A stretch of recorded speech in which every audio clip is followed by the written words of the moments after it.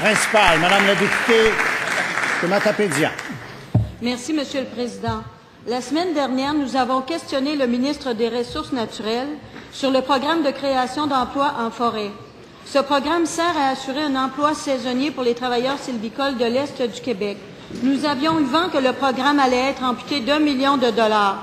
À notre grand étonnement, le ministre a admis ici même que ce ne serait pas 1 million, mais 3 millions de coupures pour la Gaspésie et le Bas-Saint-Laurent, ce qui est totalement inacceptable. Les députés libéraux de la Gaspésie et du Bas-Saint-Laurent sont silencieux et refusent de défendre les travailleurs. Les maires et les acteurs locaux et régionaux sont en colère et les travailleurs sylvicoles extrêmement inquiets.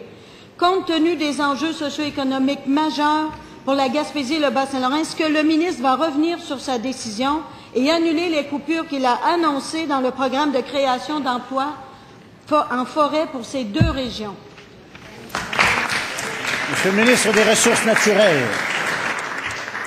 Monsieur le Président, ça me permet de faire le point sur le programme de création d'emplois en forêt, qui est un programme plutôt régional, très franchement, même s'il porte un nom qui a de l'air plutôt national. En fait, il faut regarder le programme de création d'emplois en forêt avec les autres programmes du ministère de support au niveau de la forêt, programme d'investissement en sylviculture et autres programmes. Au total, je veux indiquer à cette Chambre que sur 155 millions de crédits destinés du secteur de la forêt, le Bas-Saint-Laurent et la Gaspésie ramassent 40 millions, soit 25 de tous les crédits du ministère, Monsieur le Président.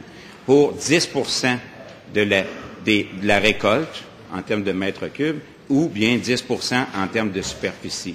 Donc, la région du Bas-Saint-Laurent et de la Gaspésie va continuer à recevoir des efforts très importants au niveau du ministère pour les appuis. J'ai rencontré les associations nationales vendredi dernier, que ce soit au niveau des entrepreneurs sylvicoles, les coopératives forestières ou le regroupement RESAM, et on a convenu que les efforts du ministère de pouvoir confirmer les travaux sylvicoles pour les 5 prochaines années dans le budget a été salué par ces organismes, Monsieur le Président. Complémentaire, Monsieur le député de Kamouraska-Témiscouata. Monsieur le Président, entendre le ministre, là, il prouve qu'il est totalement déconnecté de la réalité de l'Est du Québec. Il y a des raisons historiques qui expliquent ça. Il y a des besoins. L'injustice, on la trouve actuellement dans nos régions, où plusieurs municipalités sont dévitalisées. L'injustice, on la retrouve également chez les travailleurs sylvicoles de la péninsule, qui pourraient travailler en ce moment si le ministre ne prenait pas des décisions aussi néfastes pour ces deux régions. Pourquoi créer cette injustice pour des travailleurs saisonniers qui méritent de pouvoir travailler en forêt là-bas, Monsieur le ministre? Monsieur le ministre du Développement, Monsieur le ministre des Ressources naturelles. Monsieur le Président, en toute amitié, je me demande qui est déconnecté de la réalité ici. Quand on regarde au niveau des statistiques, quand on regarde du côté de la Gaspésie, le taux de chômage le plus bas en 25 ans, un solde migratoire positif. Quand le Parti québécois est au pouvoir, les gens quittent la région de la Gaspésie, Bas-Saint-Laurent. Quand nous sommes au pouvoir, les gens reviennent parce qu'il y a de l'espoir, il y a de la job. Quand on regarde du côté du Bas-Saint-Laurent, le taux de chômage est même inférieur à la région de Montréal, Monsieur le Président. Je pense que j'invite les députés à revoir un peu qu'est-ce qu'il y en est. Ça, c'est grâce à de l'appui dans le secteur éolien, des appuis comme Hydro-Québec dans Saint-Pierre-Lamy, ce qu'on a fait, Monsieur le Président, quand on parle de Prognetec au niveau des Rivières-du-Loup, parce que les gens, ils savent de quoi. Notre priorité, nous, c'est la création d'emplois, c'est pas l'indépendance, Monsieur le Président. Complémentaire, Monsieur le député de Matane.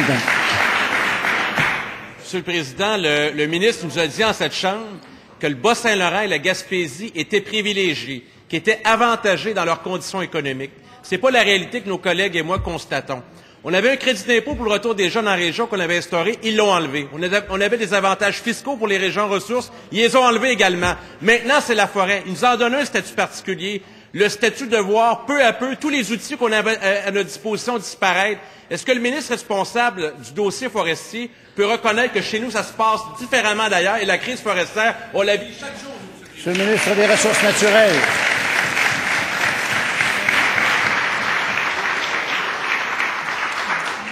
Monsieur le Président, ça va me faire plaisir de me rendre disponible à la première des questions pour donner quelques cours au niveau de l'économie, parce que quand on regarde au niveau des statistiques, les chiffres sont à l'inverse, Monsieur le Président.